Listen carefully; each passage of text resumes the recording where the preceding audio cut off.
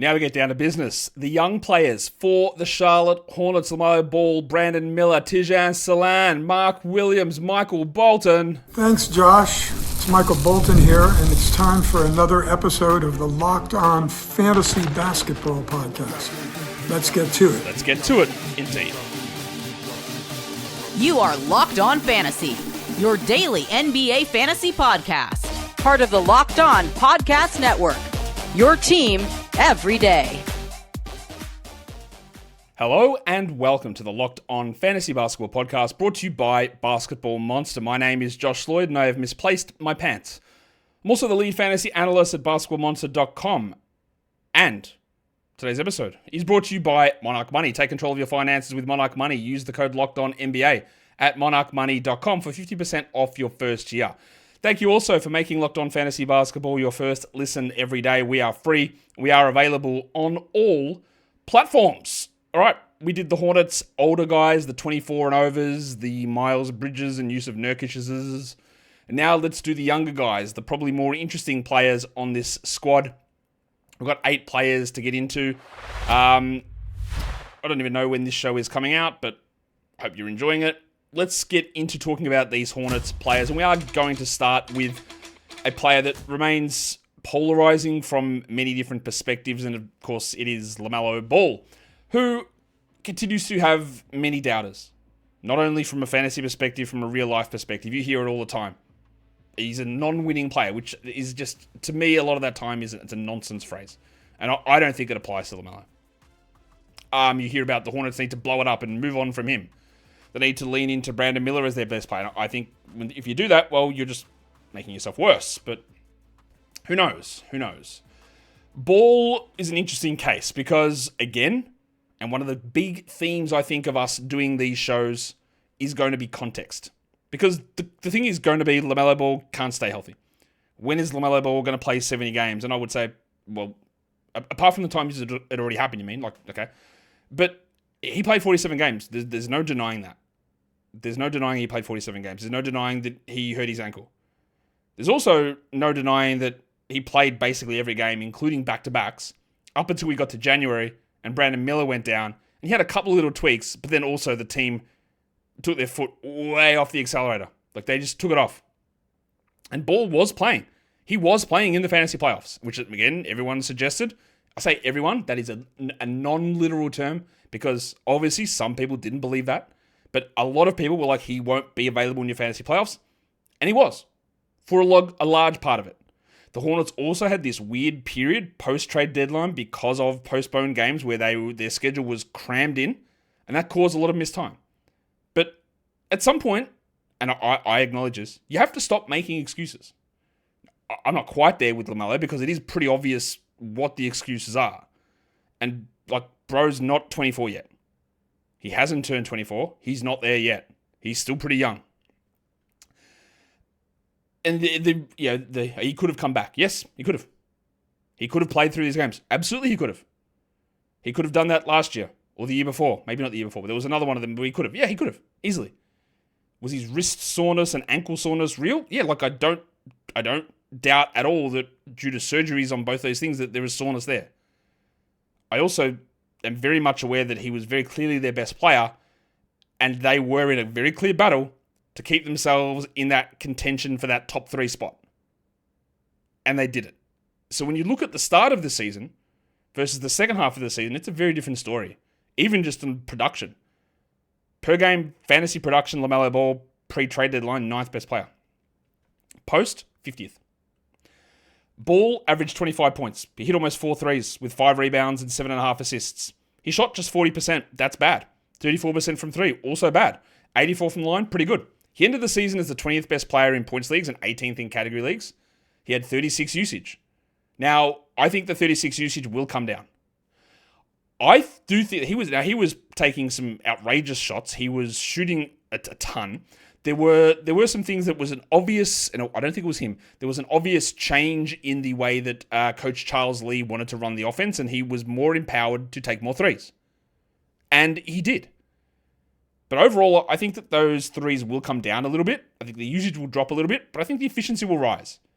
And we are going to have, I am very confident of this, we are going to have a season where LaMelo Ball is a top 15 guy and plays 65 plus games. It will happen. I really don't have any doubt about that. But given the fragile nature of his body, and I don't believe it's shoes or anything like that, given the fragile nature and the way this team is set up, we are going to need to see them start strong and be competitive. Otherwise, it's going to go poorly. I am almost 100% certain that when I do projections for next season, LaMelo Ball will come out, at very worst, as a top 15 player. Almost, without any question. Bro averaged 25 points a game, could easily be a 28 and 9 guy. Like, easily. That's not a question to me. He could have a 1.5 steals season. He could shoot 88 from the line in 1 year and get to 45 max from the field. There's no reason he can't get somewhat close, let's say 90%, to what James Harden has done in the past. But we need to see that. And I will not take him in the first round. Not because I think that LaMelo Ball is a bum and is always hurt, but I don't trust the Hornets to be good enough to not want to do the right thing and get another draft pick and protect them. Because when you are bad, and they have been, you should be doing that. The DPM delta number for LaMelo is a little concerning, 9th percentile. So there was some, we're not sure where this is going future-wise, and I respect that part of it because he is getting to an age where you need to see more elevation. But 100th percentile in load, 98th percentile passing creation, 99th percentile time on ball, 77th percentile in deflections, which is part of why I think that steal number could rise. I do think the load will drop. And again, I think the reality for him is while he didn't take the elevation forward you wanted, and there were some step backs in his game from efficiency perspective, I will still happily pull the trigger on LaMelo Ball. I just won't do it in round 1. I don't know that I do it in round 2. It is going to depend on how I view this Hornets team, and I will admit a blind spot with them because I think they can be good, and I look at their players and go, some of this stuff makes sense, and then it all just falls apart. And I look at their preseason over-under wins, and I go, well, why can't they win 30 games? They should, and then they don't, and the first half LaMelo is very different to the second half LaMelo. And yeah, I think part of that was triggered by them being bad, but also by the Miller injury. And that made things worse and then more protective mode stuff. It is a very basic way of looking at things to say, LaMelo's always hurt, he's soft, he won't play, all he wants to do is AAU ball or whatever you want to say, he doesn't love the game. That is an easy thing to say, which is unfounded in reality, in my opinion. But the thing is that this team needs to be at least somewhat competitive, and part of the blame is on him for not making them somewhat competitive, and I understand that. And that is why, again, while I was happy to take... Last year, he started off the season with an ADP, like in round 3. It was easy to do that every day. Then it pushed way up. And it got to the stage where it was like sitting at like a 9 or 10. I was like, I'm not doing it there. And I won't do it there again. But I will take him outside the top 20 with no hesitation. None whatsoever. Because at some point, it will get better. And then he will be very good. And then we'll go, that's what we were missing. We're going to talk Brandon Miller. We'll get to him in a sec. Today's episode, though, is brought to you by Monarch Money. Do you ever check in on your bank account? I know you do, because we all do it. We look at it and go, you sure? We sure about these numbers? Because that's gone down too much. But you're dining out. You got entertainment stuff. You're shopping online. You're shopping in person. You're, sending illegal bribes somewhere. Maybe, who knows? But it can be easy to lose track. That is where Monarch Money comes in, your personal CFO, giving you full visibility and control over your finances. Monarch Money isn't just a budgeting app. It is a full, complete financial command center. Not just to track your spending, not just to plan your budget, but also to help build wealth. It shows you how much you're spending on different categories. Hey, that's a lot of food delivery. Well, that's a lot of subscriptions that I'm maybe not using. Cut them back, bump our budget. Let's start to build that wealth. Take control of your finances with Monarch Money. Use the code LOCKEDONNBA at monarchmoney.com for 50% off your first year. That is monarchmoney.com. The code is LOCKEDONNBA for half off your first year. All right, let's get into some more of these Charlotte Hornets players, and we are going to start with Brandon Miller. And this is the third team that I've done for these season reviews, and when I looked at the rankings using my Durant metric, this is the most surprising one that I've seen. I did not know that Brandon Miller had ranked that highly. Miller was someone that I was somewhat skeptical of in draft season. He ended up as the 28th ranked player per game this season. Well, okay, that's high. I didn't think that was going to be the case. He was 64th in points leagues. He had a 28 usage. He's 22 years of age. He played 34 minutes a night. I think there was some skepticism with me on him in that a lot of his damage the season before was done when Ball was not there. And I was like, how does it all fit in? Now, I did assume that he would be the number 2 usage player behind Ball and well ahead of Miles Bridges. But I didn't go far enough on that because Bridges, while he ended the season at 27 usage, he was like 22 earlier on. And Miller was the guy at 28 usage. And then he played just 27 games and then he was done. And then Bridges took up that mantle. I thought it might be more of a 25 usage role and keep him in that 60 zone. But he was way better than that. Way better. Not points leagues, category leagues, way better. Why was he way better? Because you look at his numbers, you go, what is actually good about that from a category league perspective? And I understand the skepticism. Part of some of the skepticism you're going to have is like he averaged 21, 5, and 3.5. Like 3.5 assists, not a big number. He had 1 steal, but he did have 0.7 blocks. He shot 86 from the line on 3 attempts, which is not a bad number. He's at 36 from 3, and he hit 4 threes a game. Now, when we're talking head-to-head leagues, you know that, to me, we don't need to value every player. It is a disingenuous way of valuing players by looking at the strength of every single category. Nobody views things that way. Nobody drafts that way. Nobody evaluates players that way. So, yeah, his field goal percentage is pretty rough. Absolutely, it's pretty rough. But field goal percentage is one of those things that incredibly kills, same with free throws, somebody's value to a degree that makes it completely unrealistic to look at those numbers. So not only do I punt that category, but the impact of it just shouldn't be that high. Getting valuable points with reliable threes, solid rebounds, assists, and steals, and blocks, all of those around that average mark, is good. And with a very strong positive free throws is all good. Now, I would never consider Brandon Miller as a top 30 player for drafts. I wouldn't consider that. And I don't think that he is a future multi-time all-star whatsoever. I think that his best comp, I know people have given Jason Tatum's and that sort of stuff. To me, it's still a Rudy Gay type of player. Which again, Rudy Gay was a very, very good player and a very good fantasy player. A very good fantasy player. But never really was able to blow up in multiple areas or take over things. And that's sort of how I see Brandon. His advanced stuff is all pretty solid. Now, Darko is down on him, which is somewhat similar to how I view him. Again, the fantasy rank stuff is pretty good.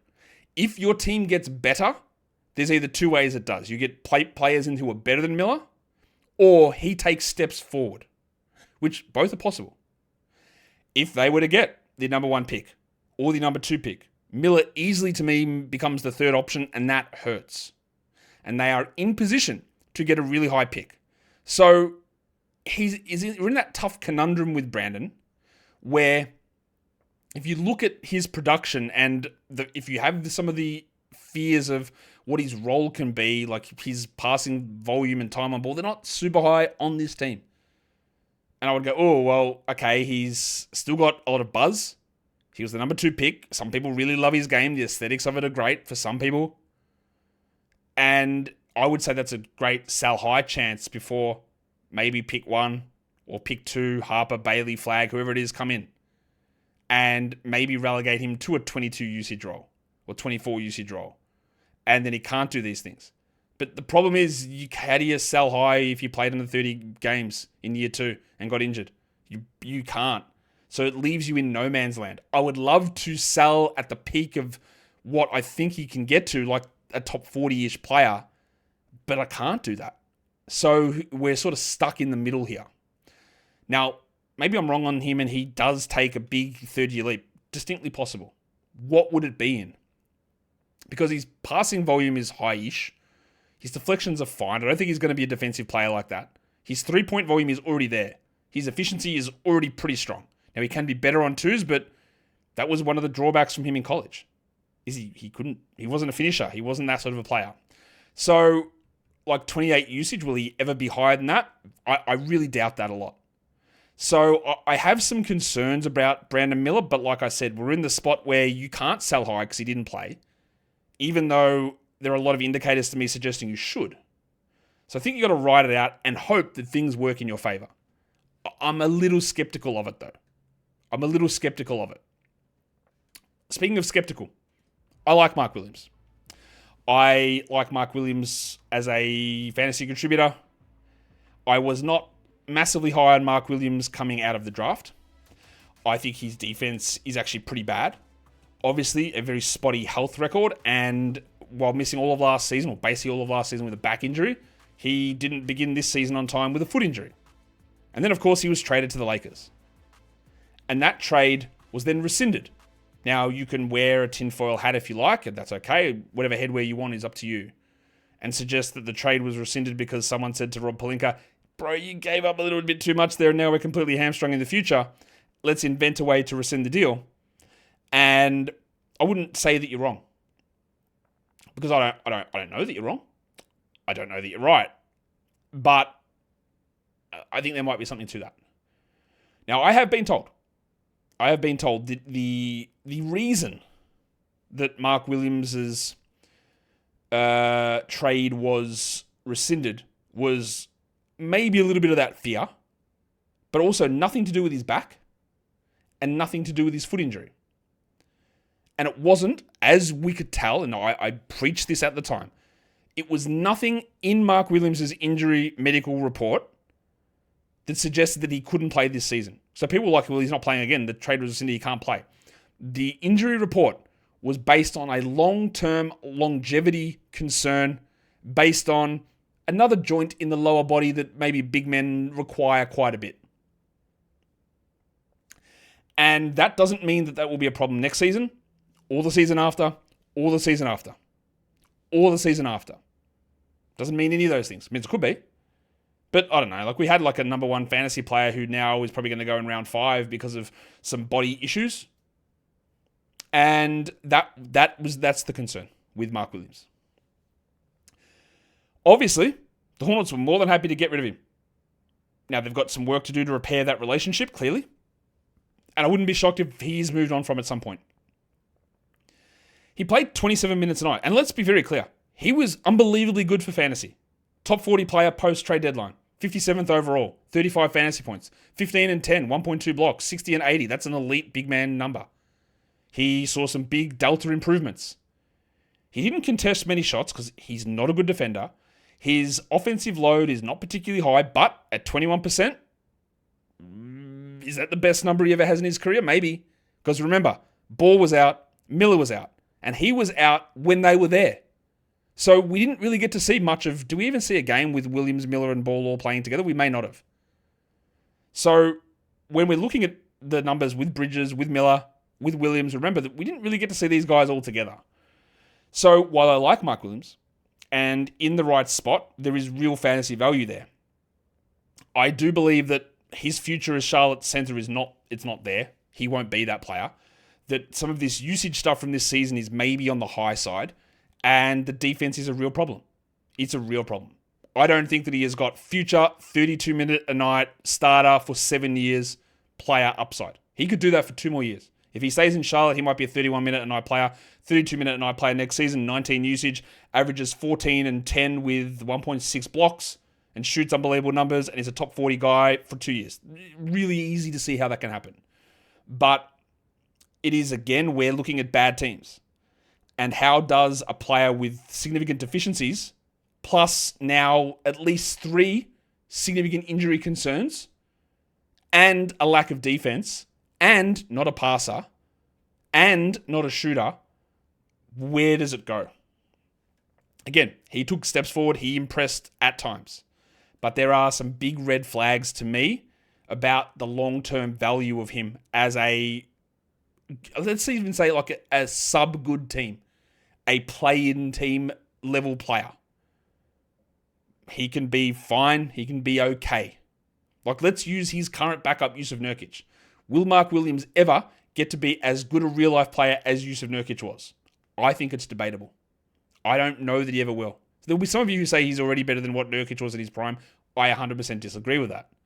But I as much as I think Williams is solid, I think that, again, we're getting a bump based on the team-specific context. Yeah, I think we're getting a bump based on team-specific context. They're the main guys. Ball, Miller, Mark Williams. We've still got some other young guys to talk about because this is a pretty young team. And who I want to talk about now is a guy that came sort of out of nowhere. He was a Clippers draft pick who was waived. He was signed to a two-way deal, and then that was converted to a full-time deal. And his name is Musa Diabate. Diabate played in 71 games. I believe he led the team in total minutes, despite starting the year on a two-way contract, which had never happened before. He played 17 minutes a night. He's 23. There were times when he was a must-grab player. And yes, I was not as must on him as others were. But he was a must-grab player at times because Mark Williams was out, or Nurkic wasn't there, or Nick Richards was hurt. And he would come out there, and he'd play big minutes, and he'd have really high rebound numbers with solid steals. Look at those deflection and rim contest numbers. 77th percentile deflections, 85th rim contest. Great. He took massive steps forward from being a literal out-of-the-league nobody to being a suitable rotation big man. Backup 4/5. And he played a lot of 4 earlier in the season. Darko's got him as the 95th percentile in terms of improvement. He never is on ball. He doesn't do anything offensively. What he does is he steals and he gets rebounds. He can't hit free throws. He's a high percentage field goal guy. But I don't think that this is the awakening of Musa Diabate. I think there is, under no circumstances, this team prioritizing him. We saw it. Like, down the stretch, Mark Williams will be out. And let's go with Nurkic, the 31-year-old, and Diabate will get DMP'd. Like, remember that. If he was a large priority, he's not 19, he's not 20. If he was a large priority, we wouldn't have been seeing DNPs at the end of the season. He is I'll say a one-trick pony, but that's not exactly fair because he finished well. His steal numbers were solid, but he's a rebounder. He's an energy rebounder. I do not believe that there is a future starter in Musa Diabate. I don't believe there are untapped layers to things that he can do. I think, again, there was a large context portion that we loved earlier in the season when he came out of nowhere as a two-way guy when everyone was injured and stepped up and then disappeared. And while he will be on this roster next season, I'm certain they will keep that guaranteed, or they'll guarantee his non-guarantee. He's a backup 22-minute-a-night big man at best. And you can see, like, he ended up with 17 minutes a night and was 261st in categories. And you'll notice that post-trade deadline, he was worse because Mark Williams was back and Nurkic arrived and he just wasn't that same guy. So there was some buzz around him, pun unintended. I'm not sure he's good. Let's talk about someone who was actually bad, and that was number 6 overall pick, Tidjane Salaun, who ended up playing more games than I thought. I didn't know that he'd even be a part of the rotation to begin with because I thought he was going to be that raw, and he is still raw, obviously. But this was, I don't think it could have gone worse, to be honest. Yeah, there was some small improvement towards the end of the season, but this is like a man that's 6'9", 6'10". He looks large. But even when I saw him at Summer League, I was like, this guy doesn't know where he is. He doesn't know what he's doing. What's happening here? He looks completely lost. Defensively, he's got no idea what he's doing. Offensively, okay, what's going on? Again, this is a guy playing power forward and center. He shot 33% from the field. He shot 28% from 3. Bro, what are you doing now? I know you're trying to develop some things in him, but come on. I don't really get... I wouldn't have picked him here. I didn't have him anywhere near this spot in the draft. He had some really poor fantasy translation numbers as well, but I couldn't have expected that it was this bad. 6 and 5 he averaged. He hit a 3 a game somehow. 0.2 blocks. My guy. He contested in the 68th percentile, but couldn't block a shot. His deflections are not that high. He wasn't a high load guy. Drip Delta had him in the 8th percentile, so somehow got worse from the low starting point that rookies have. Darko's got him 50th percentile, so in the middle of the pack, because he did improve, but he started at a really poor level. And that efficiency, the lack of defense, even like a lack of rebounding prowess, it's really concerning. He played just 5 games in the G League. And I would have thought for someone that was as bad as he was, you would have got a little bit more there. He played 32 minutes in the G League, and guess what he shot? Like 37% again. 24% on threes. He averaged 8 rebounds with 0 blocks and 1.2 steals and 12 points in the G League. Come on, man. I know he's officially listed at 6'8". He's like 6'9", 6'10". I don't believe 6'8" at all. He's a 4/small ball 5, I would guess, moving forward. Now, I would expect that he improves because, honestly, I don't think it can be worse than this. This is one of the worst, for a top 10 pick, one of the worst rookie seasons you will ever see. For a big man to be that inefficient and then also not provide anything defensively or be what is it that he did that was good? That's what was he good at? And what is he going to be good at? I'm not saying that they wasted the pick. They might have. And it was a tough spot to be in considering where this draft was. And maybe he does take a big step forward, putting another issue with what happens with Miles Bridges. But we are so far away from that. So is this the absolute definition of a distressed asset? Yes. Do I care? Honestly, not really.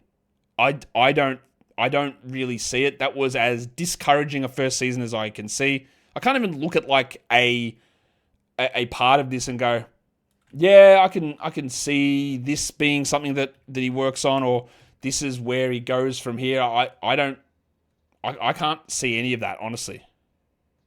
But this is not something that I've done for most players in this thing, or any player really, but look at the similarity scores on Crafted NBA of what this season was most like for other 18, 19, 20-year-olds in NBA history. And it's like defensive Josh Giddey, offensive Chris Humphries, overall Xavier Henry. What? Now, to be fair, the second most similar overall player is Aaron Gordon, which is interesting. But then it's Al-Farouq Aminu, Bilal Coulibaly, Darius Baisley, Chris Humphries, Kwame Brown. Yeah, that's not very good. At a peak projection of being a negative player is a terrible thing. Again, distressed asset, sure, I understand it. Do I think it's going to work? Not really. Really, really down on it. I actually think that their second round pick, KJ Simpson, despite them putting him on a 2-way, which is pretty weird, I thought he was pretty okay. Now, he really didn't get any run again. They had to preserve his games played. But down the stretch, he did get some starts with LaMelo out. He ended up playing 23 minutes a night, despite playing just 36 games. Again, they were weirdly keeping his games down because of the games played thing, and then they probably kept it a little bit too low. But he averaged 3 assists a game and 1 steal in 23 minutes. He was much better post-deadline. You'll see the Delta numbers for Drip and Darko are pretty solid. His time on ball, 90th percentile. Passing creation, 82nd. Deflection, 77th, sorry. He came out of the draft as an older, smaller guard, as a three-point shooting, passing steals guy with a lot of similarity to Fred VanVleet. And while Fred VanVleet was very clearly not very good this season, if you can become Fred VanVleet as a real-life player and as a fantasy player, that's really good. It's a really good outcome to get to that number. Will Simpson do that? I don't know. 18 points a game. He is 23 already. If you had to go into the season and convert him off his 2-way, which you should, and he is your primary backup ahead of, let's say, Trey Mann or Nick Smith, I think that would work okay. Now, I do think that Trey Mann's a better player than him at this point, but I think KJ is already a better player than Nick Smith. Now, the problem here is some of these shooting numbers are they're terrible, obviously. Shooting to 25% from 3 is not getting it done long term. I know this is not breaking news to you guys because you would have seen it, but Steph Castle won Rookie of the Year. That was not a surprise. He was always likely to win. Was he the best rookie to me? I don't think so, but that's okay. KJ Simpson, those shooting numbers are very clearly terrible, but as a rookie guard, you expect some, that's very different to Tidjane Salaun, right? As a rookie big man, you want some level of efficiency, but Simpson's getting deflections, he's playing on ball, he's passing, he's creating. So to me, there is some upside here to be, best case, a low-end starter, Worst case, well, this is worst case, but otherwise, like, I think he can be a rotation backup point guard as early as middle of next season. So, yeah, some hope, I guess, with him. Nick Smith is bad. Nick Smith had some opportunities this season when Brandon Miller went down and he was the starter, and we saw some okay games, but he is bad. The 404th ranked player in category leagues. He was not a top 300 player in points leagues. He still played 23 minutes a night. He averaged 10 points, but he can't shoot. He was at 94% from the line, but he doesn't generate steals or rebounds or assists. He had 21 usage. He is 21 years of age, but like, he doesn't do things defensively. He was had an outsized offensive role for what he is as a player. And I just, like, while there was some improvement at times this season, I would say overall not really. He feels like he's always going to be a bad decision-making, poor shot-taking, poor shot-making hybrid guard who doesn't really defend. Look at the rim contest numbers. Look at the deflections. Second percentile, my guy. Bro, can you, like, do something defensively? Even his pass and creation volume's not that high. Are you a point guard? Are you a 2? And yeah, he played a lot of 2 because LaMelo was there and he took over from Brandon Miller. But overall, I don't really see it with Nick Smith. The last guy we're going to talk about is Wendell Moore Jr., who inexplicably started a game for Detroit earlier in the season, and then JB Bickerstaff said absolutely not, and he was cut almost immediately. Not quite almost immediately, but he ended up getting some starts in Charlotte. He was a failed first-round pick, older prospect. He averaged 4 and 2 with 1 assist. He shot 34 from 3. That's getting to be passable, but overall, this is not someone that you want as a part of your rotation. This is not a guy that you should be prioritizing bringing back. I didn't think did enough. Like, defensively, there were some okay moments, but he's such a negative on offense, and you've already got Josh Green and Josh Okogie that I don't think we need to worry too much about Wendell Moore. What we do worry about is that is the end of talking about the Charlotte Hornets. So, yeah, LaMelo, absolutely some concerns. Brandon Miller, I'd maybe try to sell high on. Mark Williams, I'm worried. Tidjane Salaun, I think it was terrible. But I'm not going to rule this franchise out entirely. I'm never going to go into a season with teams as a general... No, that's not true. I'm never going to go into any sort of situation and say, never will you draft someone from this team, because that is an insane thing to say that I hear gets said a lot. Utah, easy fade last season. Charlotte, don't know if they'll be a fade. Because, again, Mark Williams, Miles Bridges, and LaMelo Ball all played in the fantasy playoffs. They were all there. Miller wasn't. And if Miller had have been healthy, they would have probably been better than this. And we would have seen more of these guys. So it's all context dependent. It's not as contextual as you hitting the thumb on this video, which is great. And leaving comments. Am I off on Miller? Ball? God forbid you have an opinion on Tidjane Salaun? Drop it below. Guys, we are done here. Thank you so much for listening, everyone. See ya.